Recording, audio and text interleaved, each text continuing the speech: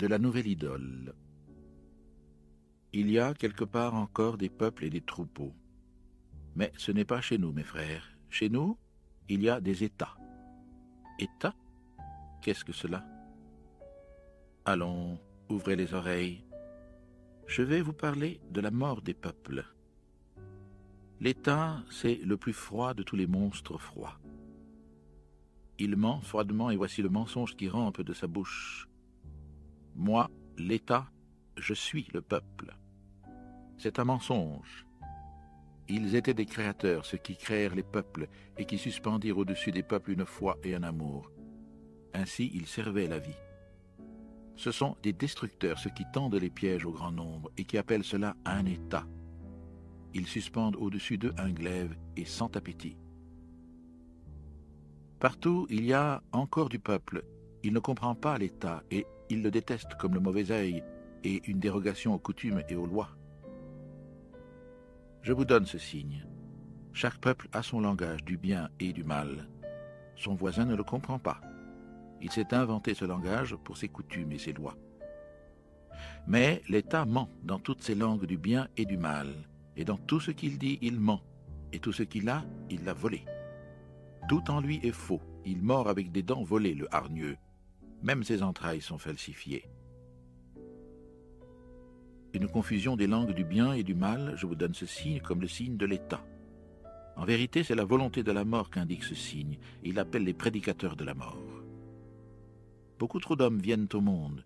L'État a été inventé pour ceux qui sont superflus.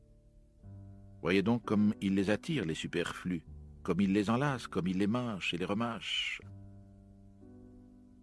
Il n'y a rien de plus grand que moi sur la terre, je suis le doigt ordonnateur de Dieu. Ainsi hurle le monstre. Et ce ne sont pas seulement ceux qui ont de longues oreilles et la vue basse qui tombent à genoux.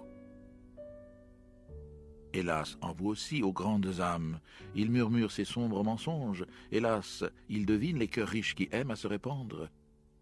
Certes, il vous devine, vous aussi, vainqueurs du Dieu ancien.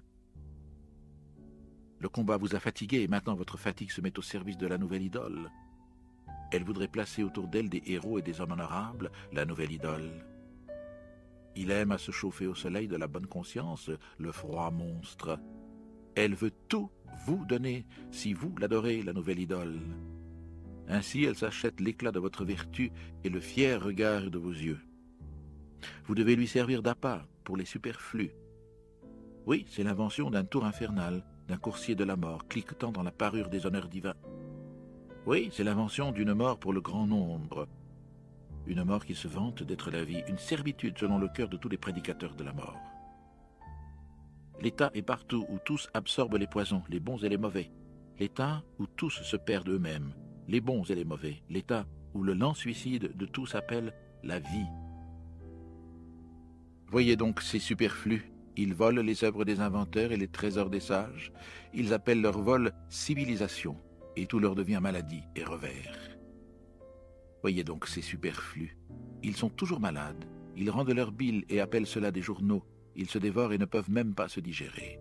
Voyez donc ces superflus. Ils acquièrent des richesses et en deviennent plus pauvres. Ils veulent la puissance et avant tout le levier de la puissance, beaucoup d'argent, ces impuissants. Voyez-les grimper, ces singes agiles. Ils grimpent les uns sur les autres et se poussent ainsi dans la boue et dans l'abîme. Ils veulent tous s'approcher du trône. C'est leur folie, comme si le bonheur était sur le trône. Souvent la boue est sur le trône et souvent aussi le trône est dans la boue. Ils m'apparaissent tous comme des fous, des singes grimpeurs et impétueux. Leur idole sent mauvais, ce froid monstre. Ils sentent tous mauvais, ces idolâtres. Mes frères, voulez-vous donc étouffer dans l'exhalaison de leur gueule et de leurs appétits?